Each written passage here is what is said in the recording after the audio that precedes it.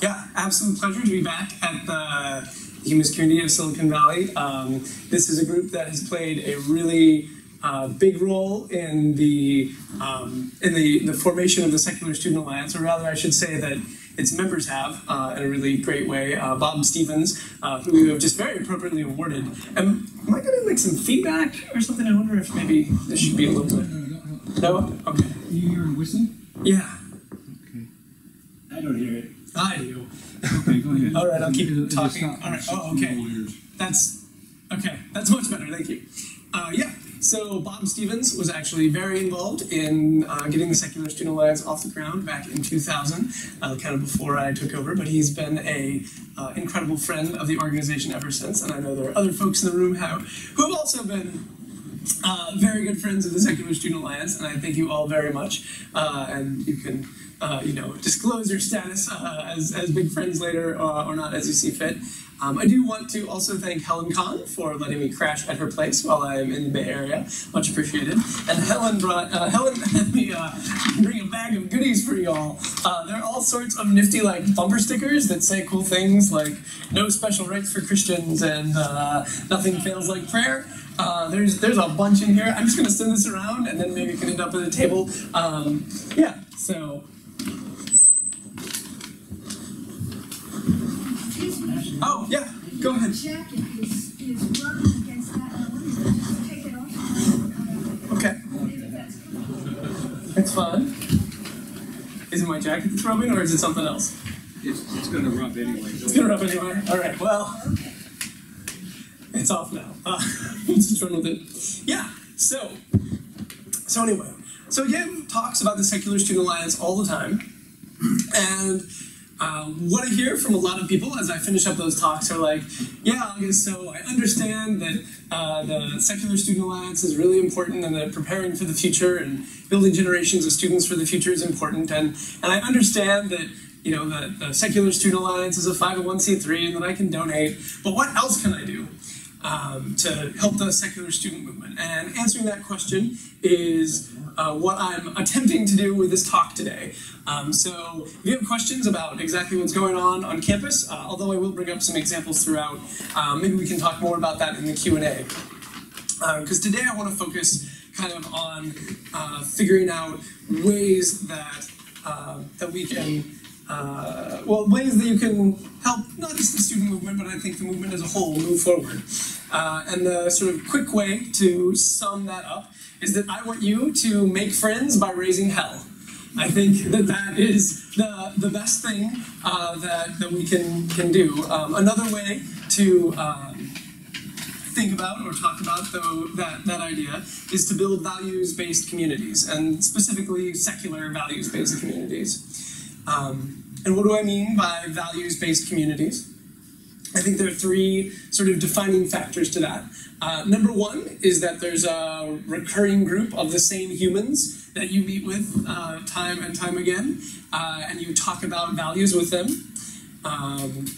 And then number two is that those same humans, the community members, take action together in some sort of way that is sort of basically about civic engagement. So they either go and try to clean up a highway, or they go and try to tell the government to stop providing tax breaks and benefits to churches, or they go and they say, hey, like, wouldn't it be great if maybe it was federally required for science-based sex education to be taught in high schools, crazy ideas like that. So they go and they take action. And then the third thing is that they reflect on that action together. They discuss it, they talk about it. How did it go? What did we think about that? Did we get the right legislation advanced? Why was it good legislation? Why was it bad legislation? What can we do to clean up the highway better?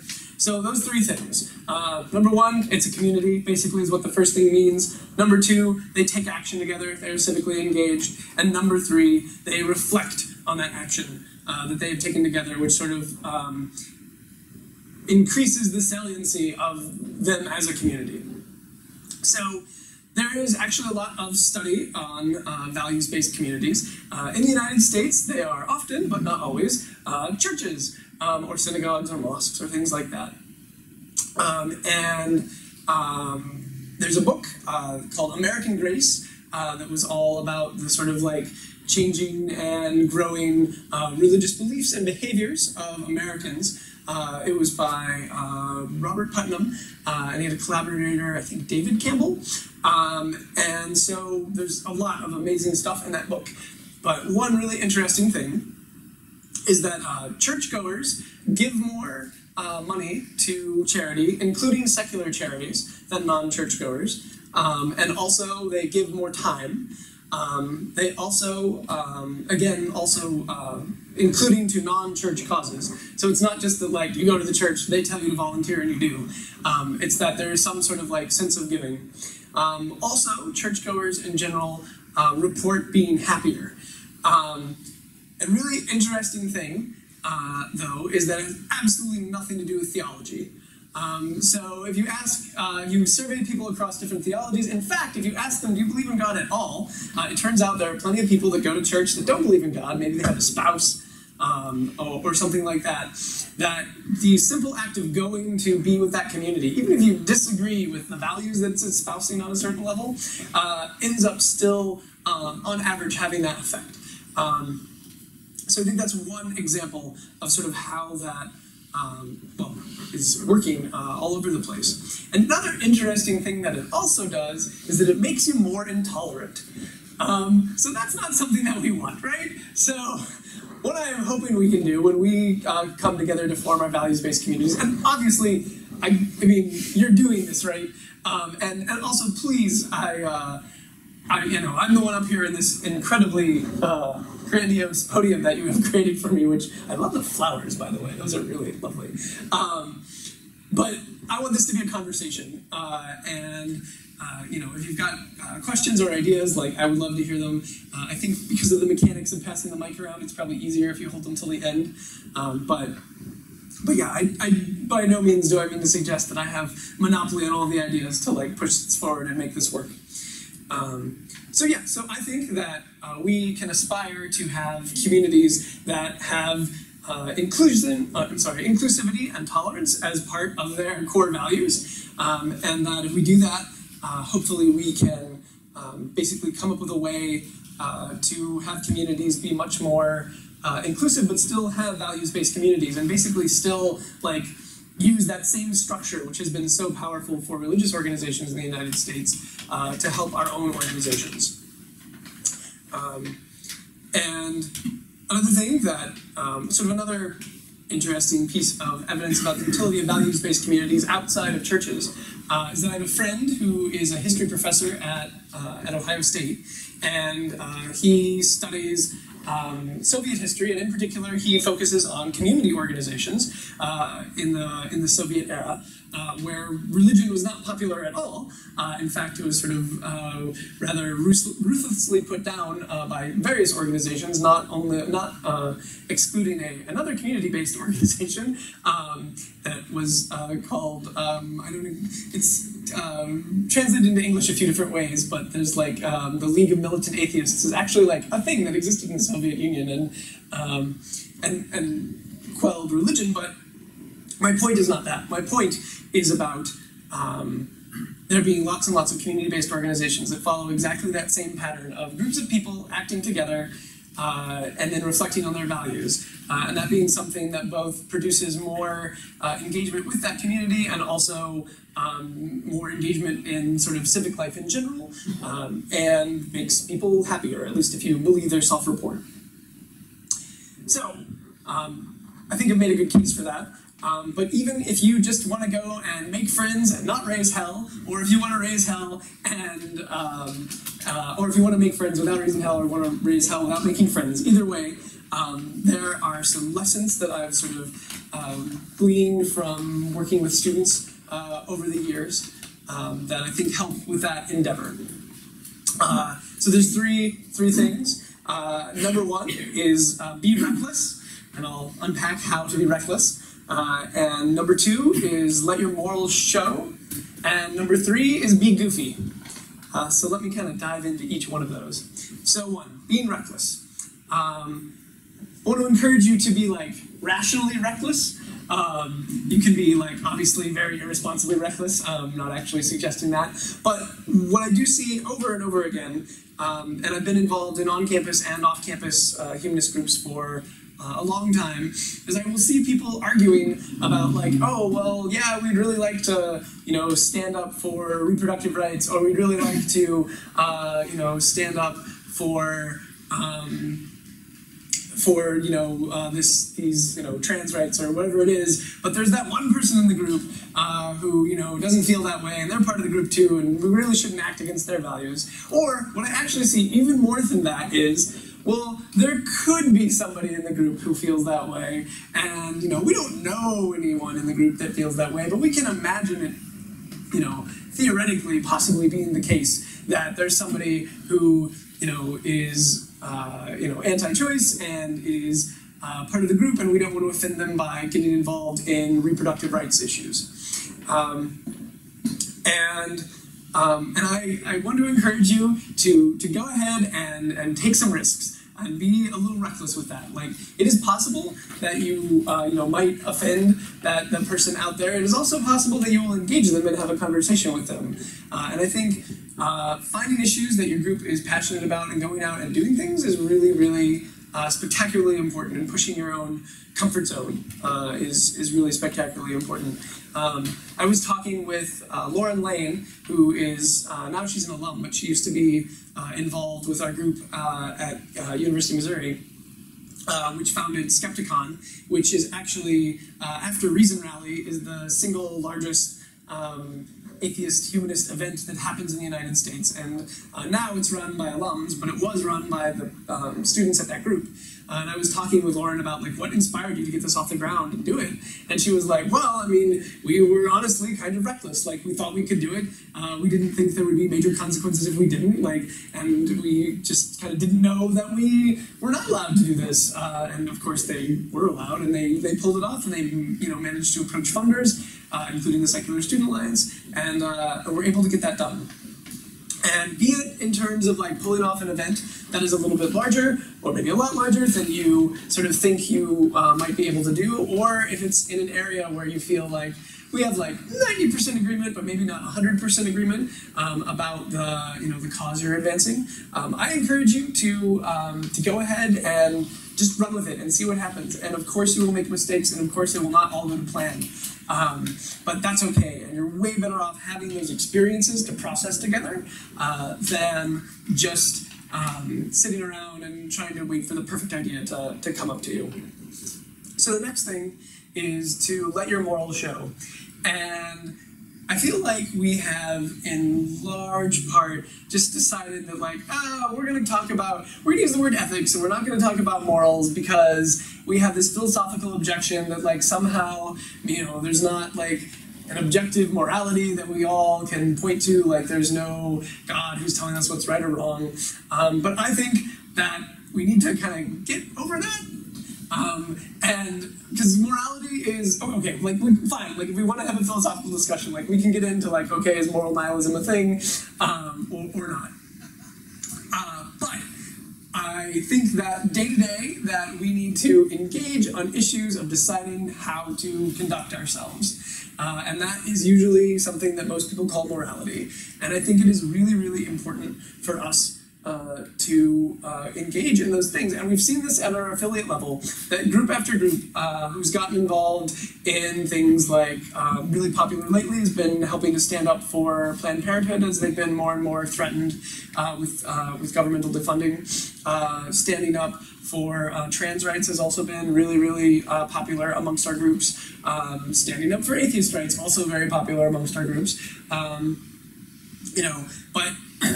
not just limiting it to, well, if it only fits, in this, we only want to act if it fits in this very narrow category, but rather, expanding that and be like, no, we have opinions about this, we are agents in the world, and we want to, talk out about that. That not only does it, have you have the extremely satisfying experience of living your values, which is part of how we're building community that I talked about earlier. But in addition to that, it's also helping you make friends.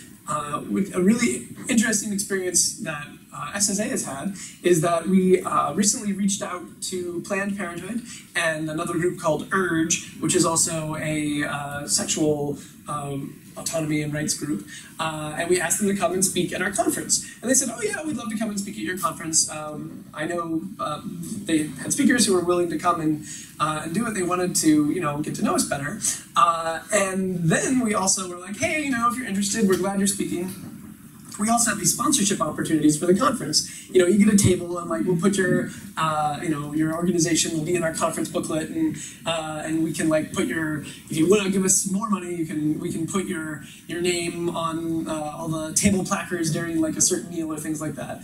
Well, both Planned Parenthood and URGE decided that they would do that full sponsorship level, which I think is really especially neat because even though we are in really great partnership with lots of other secular organizations, you're a member of the American Humanist Association, we do all sorts of great collaboration with them. Planned Parenthood and URGE are at a higher sponsorship level than those other organizations, which are also helping, but not nearly as much.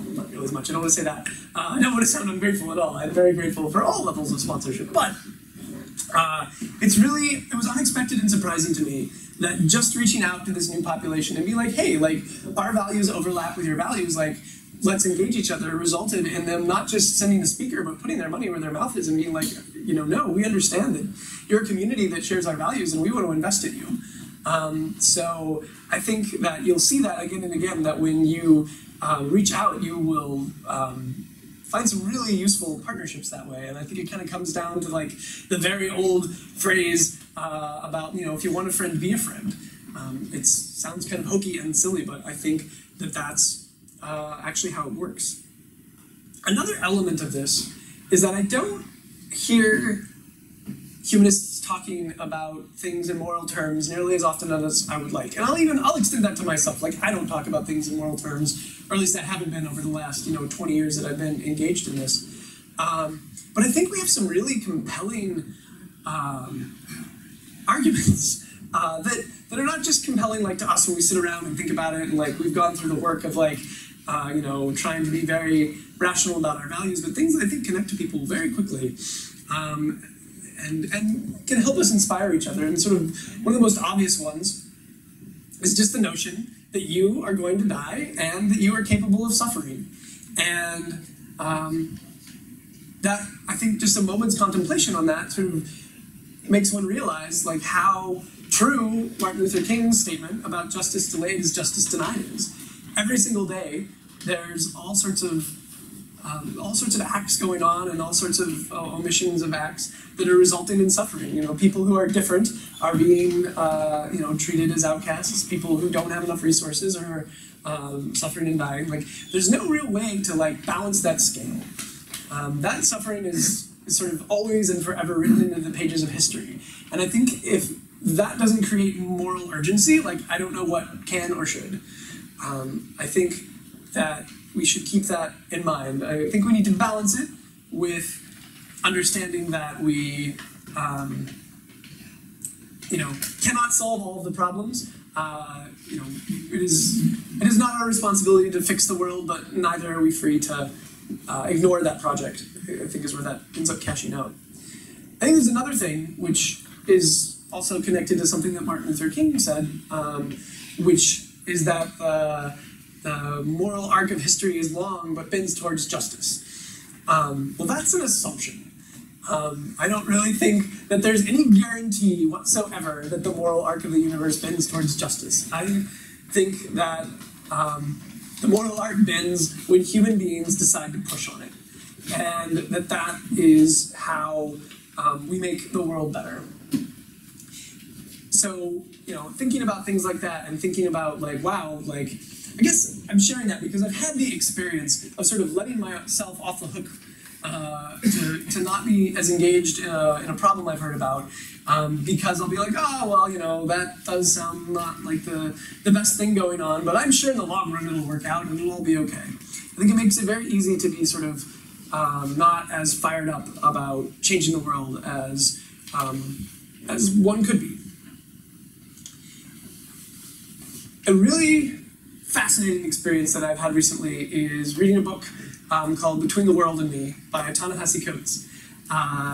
And he is a journalist. He mostly writes for The Atlantic. He's African American, and Between the World and Me, he grew up in Baltimore, now he lives in New York City. And Between the World and Me is a letter to his 15-year-old son that he wrote after his 15-year-old son saw the Michael Brown decision handed down and was just like blown over by the injustice of that. And Ta-Nehisi Coates is an unapologetic atheist. He casts all of his moral persuasion, and the whole book is all about essentially trying to get anyone who's willing to read it to understand the sort of brutal power and results of white privilege in the United States.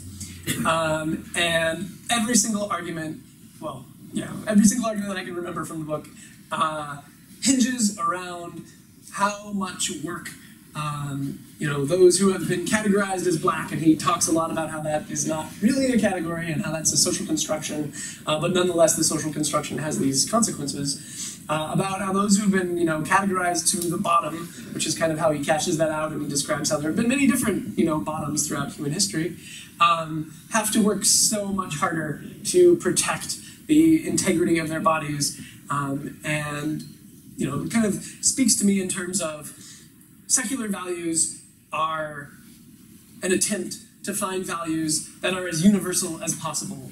We don't want to rely on, our God told us that we're the best, and so we want to go and make our God happy. We want to think about what are the other human beings around us like, what motivates them, what excites them, what gets them going. We want to speak to them. And we look for the values that are most in common. So I think even values that, let me say it this way. I think that when we have secular values, we shouldn't be too surprised if hopefully, if we're doing it right, they are speaking to people that don't consider themselves humanists. And I think it is our burden to figure that out. I don't think we can wait for other people to figure it out. I think we need to engage them. I think our arguments will always be imperfect, but that we really need to get out there and make our case, learn from others, and let them learn from us. And be partners with them in moral reasoning. So the last thing, which I think is really important to building these communities, to making friends by making hell, or raising hell without making friends, or whatever combination you are interested in doing, is remembering to have fun, to be goofy. And there's a lot of really great examples of that from our student groups. One of my favorites is a condom distribution project that some of our groups engage in, that they always do on Good Friday, and it's called Have a Good Friday Night. And it's not meant to offend anyone really too much, but it is meant to sort of be a little tongue-in-cheek, and also to raise awareness about the Catholic Church's role in denying contraception to a lot of the world. So there's that going on, but it's still done kind of like in a playful way. I assume that everybody is familiar with the Pastafarians and the flying spaghetti monster and all that. No? Okay. So this happened back in Kansas when there was legislation pending to teach alternate creation stories in addition to evolution. And there was a fellow who wrote into the Kansas legislature and was like, so I've heard about this, and I want to just double check and make sure that you're going to be teaching my origin story, which is that the flying spaghetti monster reached out with his noodly appendage and created the universe. And they wrote back and they're like, you're kidding, right? And he's like, no, I have lawyers. And so this, and then it burst into a whole meme basically that spread all over the United States. So anyway. It is a tongue-in-cheek sort of joke religion that a lot of our groups occasionally will embrace. Part of the flying spaghetti monster mythology is that global warming is Oh, right. That pirates fight global warming, and it's designed to show the error of assuming causation because of correlation. So they have a graph of like number of pirates in the world, and then global temperature, and like as the pirates go down, the global temperature goes up. And so they dress up as pirates, and so it's just like, and also there's been several people who, in order to kind of poke at religious liberty laws, have had their driver's license photos taken with a pasta strainer. Oh, there you go, Will. With a pasta strainer on their head, and this actually is usually like it creates litigation or at least regulatory engagement. But yeah, has actually often stood up as a matter of fact. Since we talk about evolution a lot and a lot about like and get a lot of fun poked at us in terms of evolution, sometimes some of our groups, in order to kind of play at this a little bit, will rent a pink gorilla suit to just be an attention getter when they're out on the quad. Other cool examples, like some of our groups this Easter hid Easter eggs all over their campus and put, like, smile, there is no hell kind of messages in them and things like that.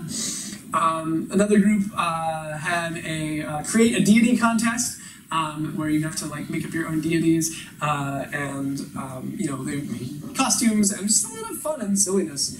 And so there's a whole lot of just things they can do to relax and enjoy one another's company, and I think it's absolutely critical to keeping these communities going long term.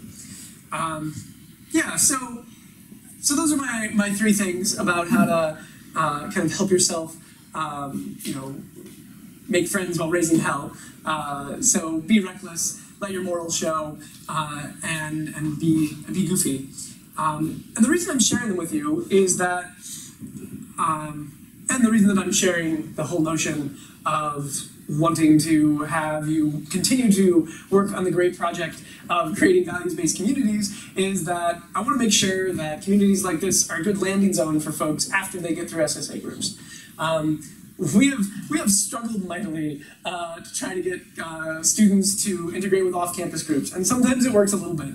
But what I think anyway is the best approach to this is making sure that they keep the off-campus communities have things in common with on-campus communities. And like I said earlier, I'd love to hear sort of more ideas that I can take back to campuses and like let them know about what's going on.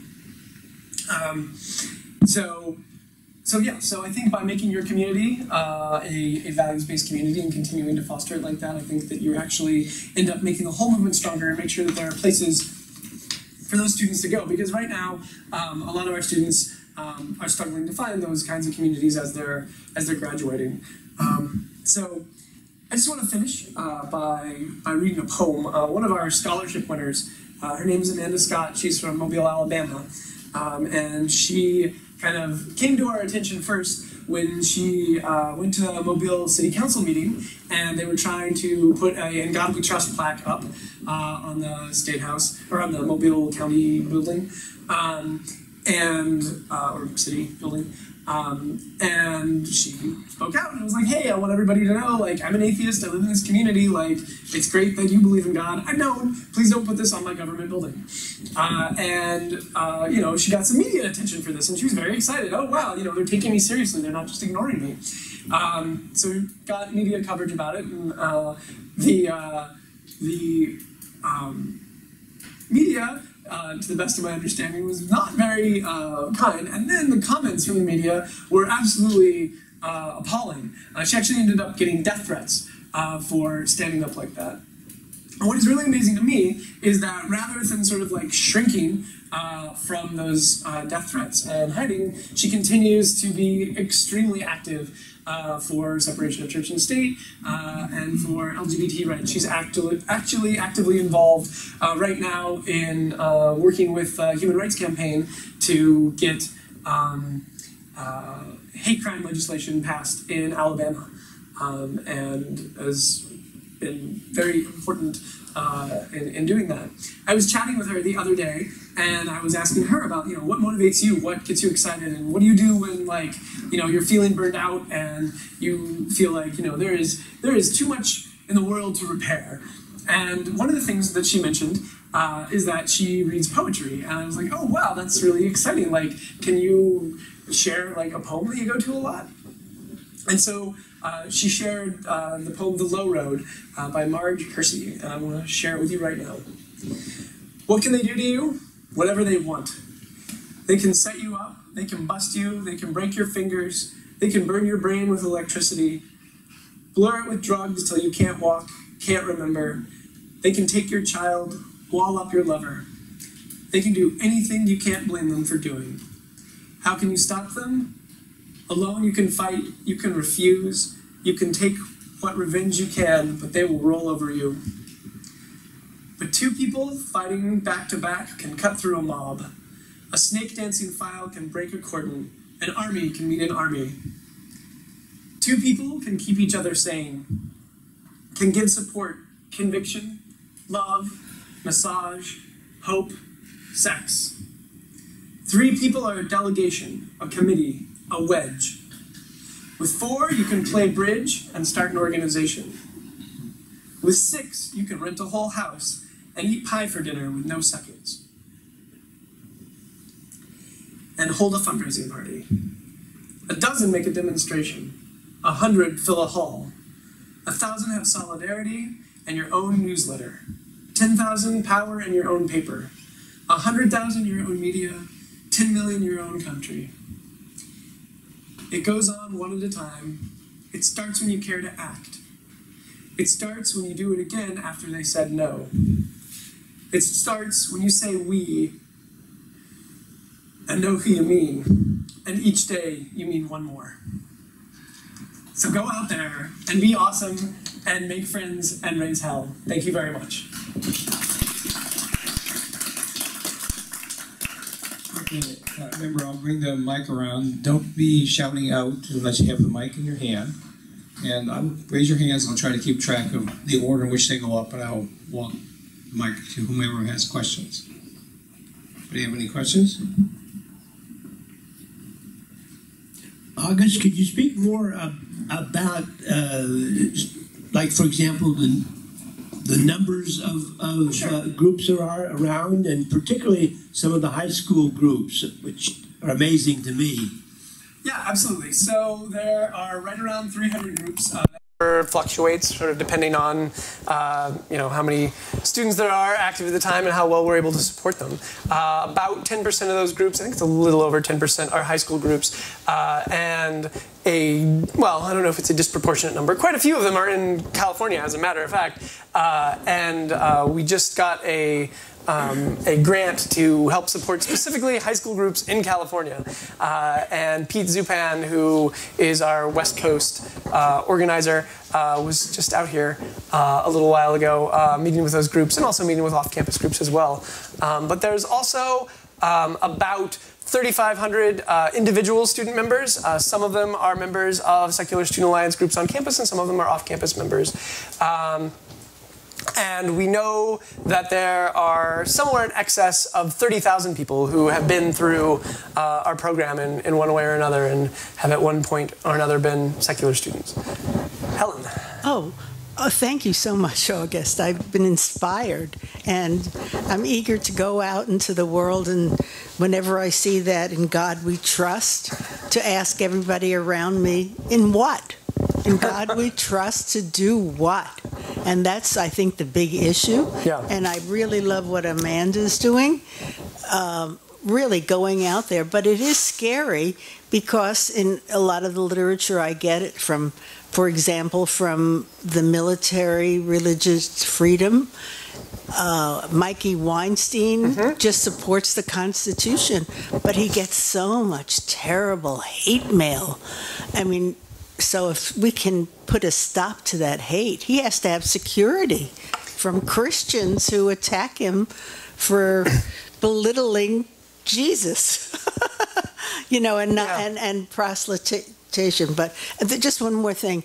I gave that bag of magnetic strips or bumper stickers, but a lot of people are frightened to come out and put anything on their car, even with the magnetic backing that they can take it off.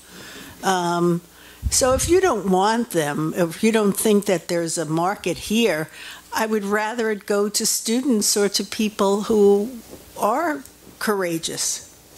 Thank you, August. Thank you, Helen. Yeah, your comment about you know, what do we trust God to do? The motto of my great state, which is Ohio, is with God all things are possible. And that always struck me as the weirdest motto for religious people to be advancing, like, with God all things are possible? Like syphilis? Like murder? Like, I don't really understand what they're going for with that slogan. But anyway, and yeah, Mikey Weinstein is an interesting fellow, and I saw him speak when he was in Colorado at a conference I was at, and a really interesting thing I learned is that, yeah, he gets a ton of, you know, really violent pushback, or at least he says he does, which, and I believe him, from Christians, but apparently also the majority of the people who he ends up getting requests from are also Christians, just because there's so many Christians. But yeah, so I think that it's important to remember that, because, like, I think it is easy to forget that, you know, while so much of, like, the apparatus of government has got a lot of religious influence, and, like, obviously, you know, the Christian right, like, through the 80s and, you know, on to now has had, like, really outsized influence because they got organized, like, there's also reason for hope in as much as if you look at the demographics of younger people, like, they're definitely joining religion less and staying with it less. So I think there's reason for hope there. But I think we've really, I am sure it is so common, and I'm getting old enough now to be sort of like, to be able to say sort of like kids these days. And to assume that, oh, like, because things are different, they will somehow be worse. And I don't necessarily, well, I definitely explicitly reject the notion that the moral arc bends all on its own. I don't think it does. I think it's because humans bend it. But I think it's also not the case that things automatically get worse in terms of, like, how society is structured. And I think with the internet especially, we have seen a lot of discussion, a lot of just a lot more engagement in terms of moral thinking more broadly with people you don't even necessarily know, and that makes me kind of nervous, honestly. Like, I want to, like, have students go to, like, communities where they're, like, physically seeing people and creating these bonds and communities together, but I'm also interested to see how it plays out electronically as well. I just wanted to add, which is important to this group for Mikey, because I follow what people are writing to him and how he responds. But the worst curse that they accuse him of being is an atheist. After being a Christ killer, because he's really a practicing Jew, but they want him to. They can't find enough ways to castigate him. Yeah. I don't know which is worse, a Christ killer or an atheist. Yeah, well, you know, why choose? You can just accuse him of both. It's like Obama being accused of being like atheist, right? And in the same breath, like being accused of being a Muslim and an atheist. But yeah. But anyway, before I go to the next question, just like, I think Christians are far more often potential allies than enemies, and we should be aware of that. And build those bridges. And I think in going out and living your morals, you will find that common ground way more than any other place. That is definitely what our student groups find when they go out, and many of them do collaborate with other religious groups on campus in order to, like, you know, put together aid for people that need aid for whatever reason. That is a way to build bridges because you have a shared goal. Hi. Yeah, I think it would be really good if the humanists could promote themselves in a positive way by saying, you know, what we're for. And I think, you know, people are basically kind of tribal, and they think of religious groups, for example, in kind of stereotyped ways, like the Catholics believe this, and the Protestants believe that, and the Jews believe this, and so on. And so I think really a lot of people that I meet and work with even have no idea they never heard the word humanist before, and they don't know what it is. And so it would be good if they could promote the humanist morals or values that we're talking about in such a way that instead of being written off as, oh, those atheists, which is a negative for many religious people, if they could have some kind of positive term, or way of describing what they stand for, and I think make them more acceptable, because all these religions are not going to go away. They're like culturally deeply ingrained. Yep. And I don't think it really helps a lot to attack them either. And I think we have to aim for a live and let live kind of atmosphere. And so, it would be good if humanism would promote itself not as being against something, but as being for something. Yeah. Yeah, wow. There's a lot in there that I agree with. I want to react, though. I feel like, I don't know, when people ask me what I believe, I usually tell them I'm an atheist and a humanist. And for me, that is actually kind of redundant. I think that my humanism sort of necessarily implies not believing in God, although it doesn't for everybody, which I know. But the reason that I want to throw atheist out there is that I feel like there's a lot of negative affect aimed at atheists, and until we stand up and be counted, I think that it's going to continue, and that we can sort of let people know that I don't believe in God, but I also believe that I can be a good person. In fact, I am motivated by the fact that I think that I only get one life, and that human beings in general only get one life. And maybe you find your motivation and mandate from God, but I find my motivation in my just physical reality of knowing that my time here is limited, and that I care about other people, and that I'm capable of suffering, and I realize that they can too.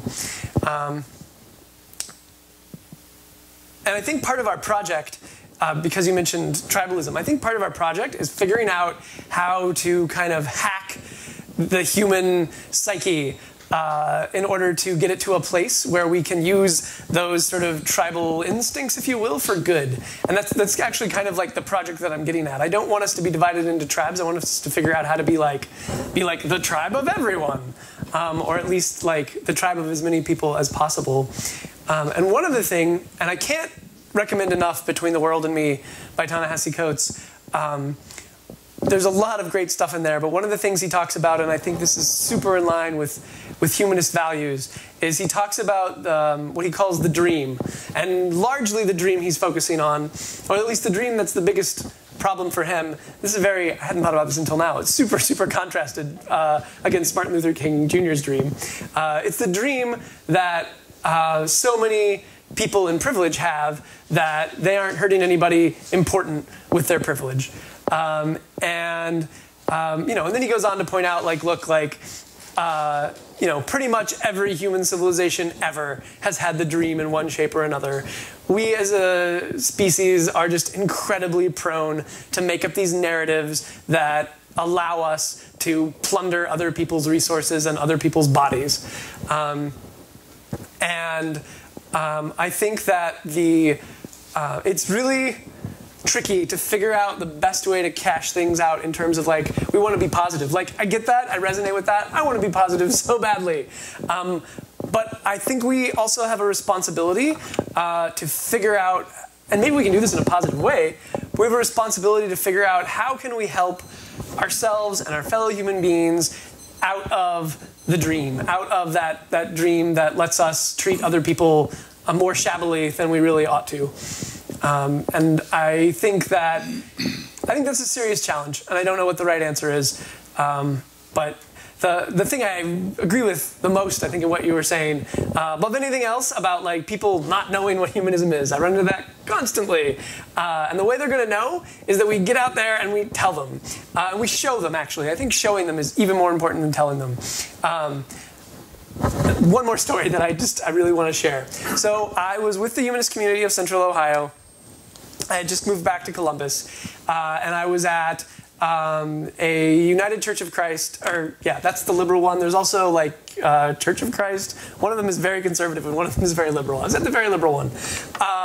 And we were getting ready for their, it's called like largest table thing, where every, I will say Wednesday, like they prepare a bunch of food and feed anybody who shows up.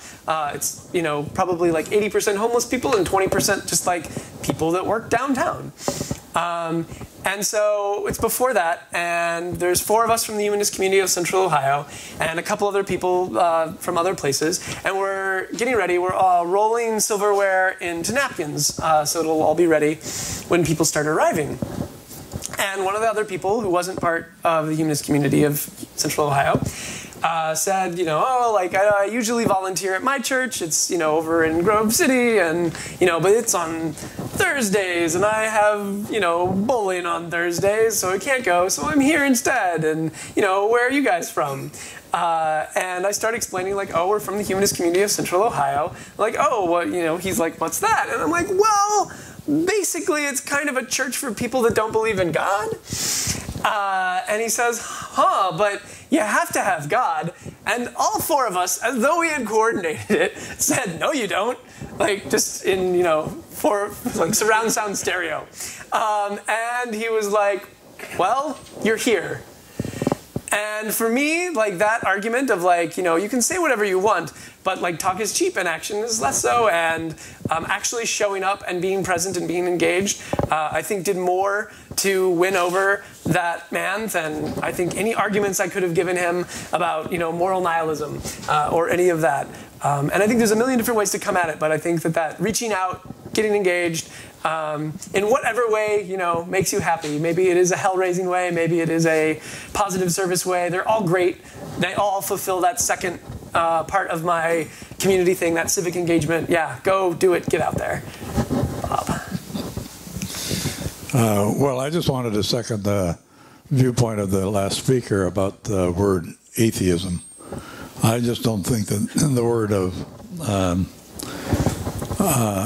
that terminology is useful. I can still remember my mother, which is a long time ago. As you know, I've gotten to be an old guy too.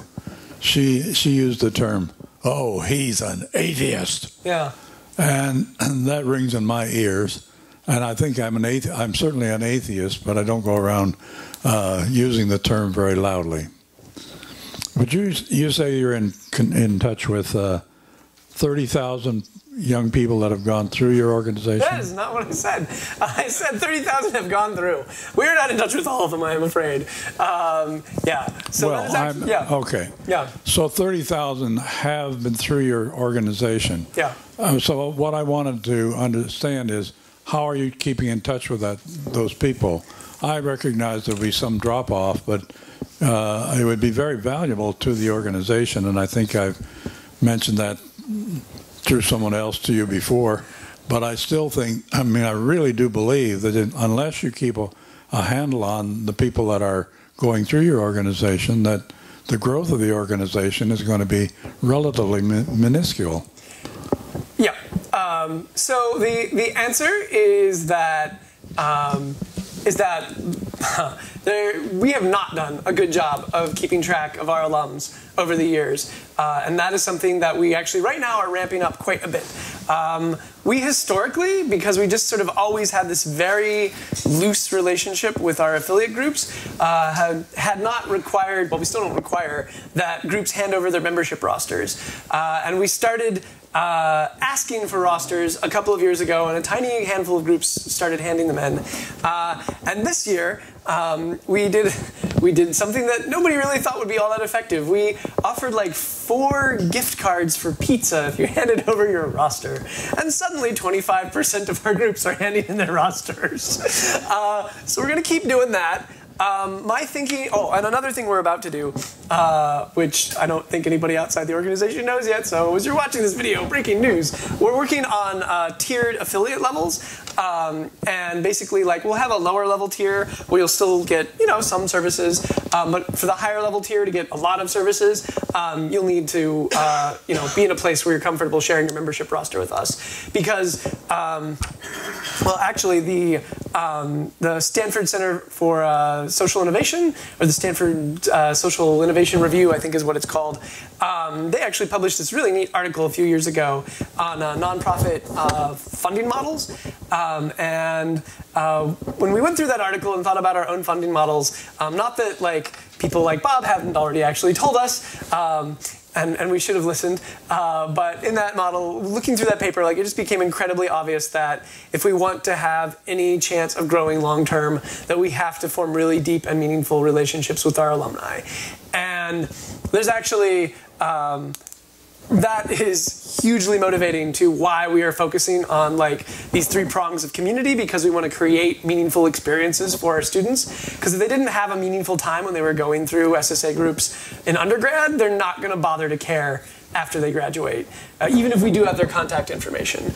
And the other side of that, of course, is keeping their contact information and keeping up with them.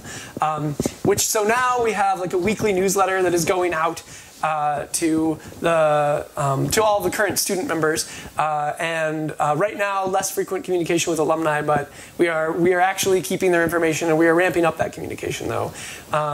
You are spot on, and I wish that I had listened to you the first time you told me that, which was probably 10 years ago or something like that. But we're listening now. What? I'm keeping at it. Okay, good. That's important. There's the other side of this is that we are a tiny organization trying to do a whole lot, so we do what we can, but we have to prioritize this, or we're never going to grow. Well, I really like the word you used for people who had come in and no longer here, alumni. We tend to think, oh, they're not interested, we won't bother with them anymore. But one thing we do is when we have them on our list to get our newsletter online, we keep doing that until they can't be reached anymore. Yeah. So, but our alumni, that's a great phrase. As far as calling ourselves atheists, I think we have to take a page from the gay people, where they came out of the closet and suddenly people realized they were just people, and we have to do the same thing.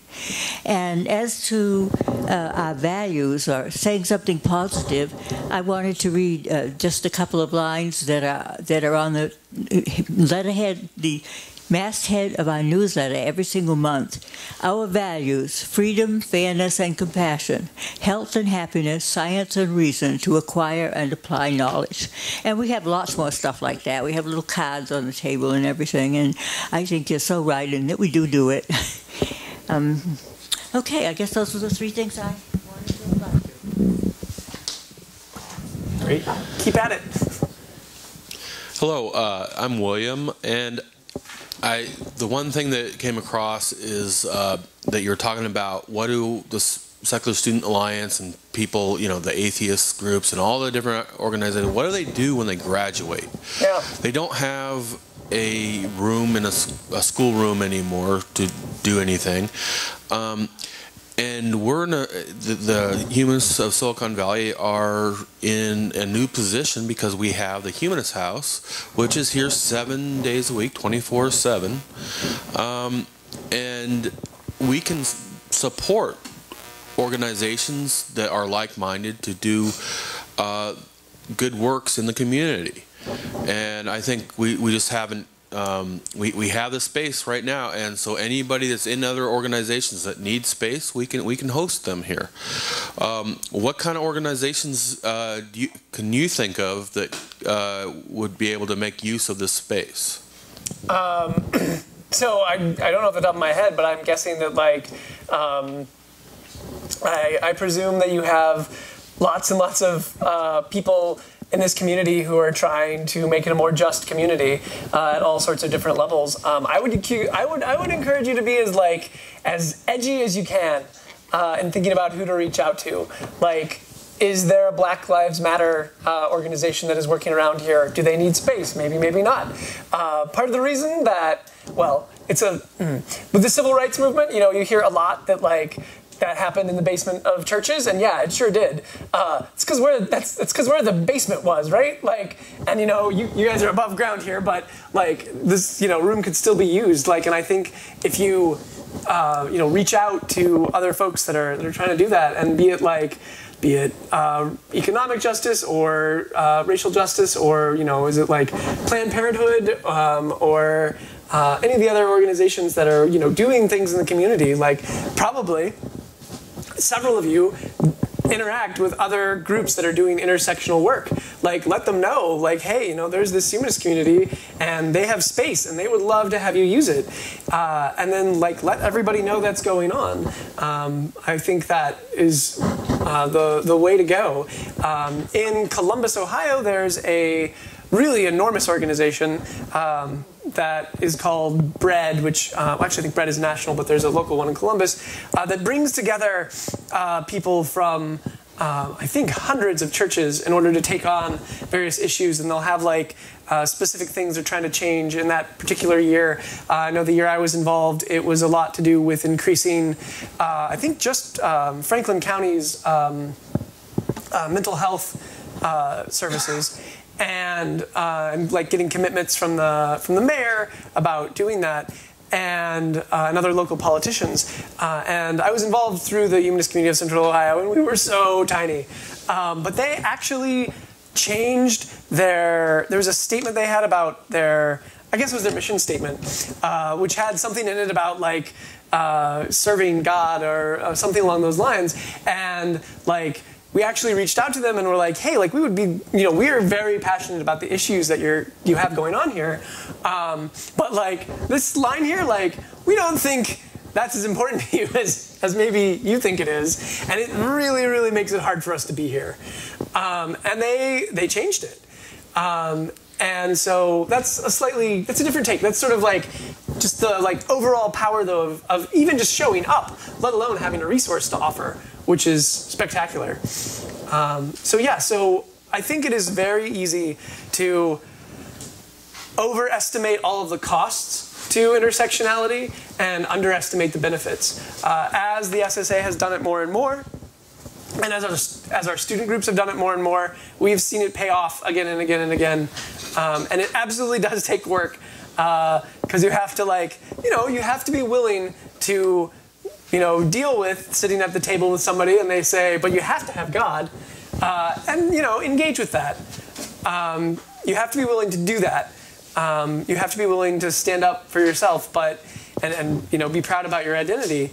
But as long as you're willing to do that, I think that it's just so powerful to get out there and leave I'm all for the discussion groups. I think reflection is a key component. I think sharing the beauty and wonder of science is also, I didn't even talk about that at all, but it's absolutely critical to, whatever. It is an insanely powerful tool to kind of make our case. But just get out there and get engaged. Don't be insular. So, hats off to you for creating the space, for having that sign out front, for having the website, for identifying, for hopefully taking some of Helen's bumper stickers and putting them on your car, and being out there. Because just like you were saying, taking a page from the gay movement, getting out there and being visible is incredibly powerful. There's actually, I would have to Google for it, but there's actually a paper specifically on atheist visibility and attitudes towards atheists, that the more people perceive atheists as prevalent, the nicer they are to them, or the more positive affect they record about them. So I think that is absolutely the case. And whatever, if I feel like the marketing choice of are we going to talk about ourselves as humanists, and if it comes up, we'll let them know we don't believe in God, or are we going to talk about ourselves as atheists? That is a tactics detail, and it's important, but I think reasonable people can disagree. But I think we all agree that getting out there and engaging with our community as ourselves is the way forward. I'm Sandy. Hey, Sandy. I'm interested in your role as executive director of the Secular Student Alliance. In that role, what do you think are the most important things you do for the organization? I think the most important things I do for the organization, number one, create clarity. So, you know, there's a whole, which is a struggle, but like there's just a whole lot inside what we are trying to do, right? This is a very big project. Like, you know, our actual mission statement is something along the lines of, you know, that we empower secular students to proudly express their identities, build welcoming communities, promote secular values, and set a course for lifelong activism. Like, that's just like really, really shy of like, our goal is to make the world a better place. And that is just such a insanely ambitious mandate for an organization with like 8 staff members that I think trying to figure out like, what do we focus on first? And I think that the thing, and anyway, I'm sort of like, this is a bit of a sideways glance at like, what do we focus on first? I think building up, making sure they have students have meaningful experiences as they're going through school is insanely important, and so is keeping them around involved as their alumni. But creating that clarity, because there's a whole lot of voices, I think that is probably the most important job. And that clarity needs to exist not only amongst the students, the staff, the board of directors, but also our donors and the media. And I can't be the one that is always going out and sharing that clarity. Like, everybody needs to know those things so that they can go out and share them. And so that, you know, there can be other people. So, you know, so that you can go and tell your friends, like, hey, I saw the executive director of the Secular Student Alliance speak, and he was talking about how we needed to go and make friends and raise hell. And, you know, trying to come up with like ways to make us interesting and worth talking about. That's one important thing. Yeah, there's lots of other roles too, but it's, you know, it's sort of like in a shop of 8 people, like you have a lot of roles. But I think creating clarity is the most important thing. Yep. This will be the last question. Okay. It's hardly a question. I mean, for more than 16 years, I've been listening to you trying to make this sales pitch, Okay. and you're getting better and better at it. Thank you, Hilton. It's coming along. It's moving along. But there are 2 things that always seem to come up in every one of the times I've heard you, and that is atheist as a word. And I hate using the word atheist because I believe that most people think that the A means anti-theist, and you've immediately started an argument with them wherever they are. So I use non-theist if I have to use something like that. But the other one is in one of the AHA philosophical journals couple years back now. This discussion came up, and I thought the great suggestion was when you're talking to somebody in which the topic of religion may come up, that instead of trying to proselytize and bring them over to our side, in that conversation, be a witness for what we are, and use the word witness because it has a connotation about what they may be believing in. And so, witness, don't proselytize in those conversations. But it is good to see you again. It's great to see you too, Hilton. Thank you so much. Yeah, I really like the witnessing idea. I think that's really interesting. No. Oh. Can we? So let's thank the speaker for coming today. Thank you all so much.